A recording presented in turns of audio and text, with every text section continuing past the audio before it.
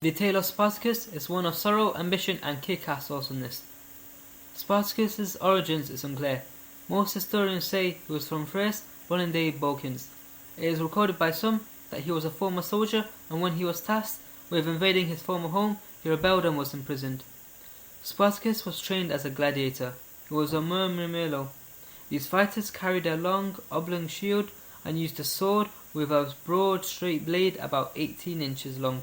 Spartacus was among a group of gladiators plotting an escape. They were around 70 in number and fought their way free using kitchen utensils. They seized several wagons of gladiator weapons and armor and defeated legions sent after them. They went around pillaging and retired to a defensible position on Mount Vesuvius. Sorry for the butchering. Spartacus was chosen as the freed slaves' ruler.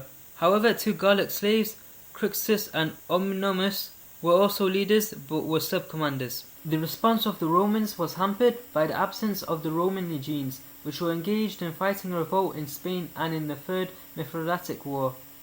Also, the Romans considered the rebellion more of a policing matter rather than an actual war. Praetor Glabor was sent to besiege the Spartans. Glabor didn't fortify the camp due to being an arrogant SOB. He and his men were slaughtered when Spartacus' men climbed down using ropes from vines and butchered them. The rebels also defeated a second expedition, nearly capturing the Praetor commander, killing his lieutenants and seizing the military equipment. More and more joined them, including herdsmen and shepherds. Spartacus proved to be an excellent tactician, suggesting that he had previous military experience.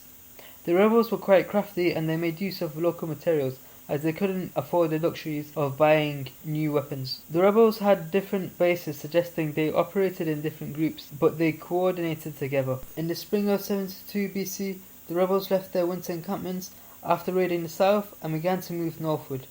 The Roman Senate finally recognized that the rebels were a serious threat and were like, "No more Mr. Nice Guy." They sent a pair of legions to crush the rebels.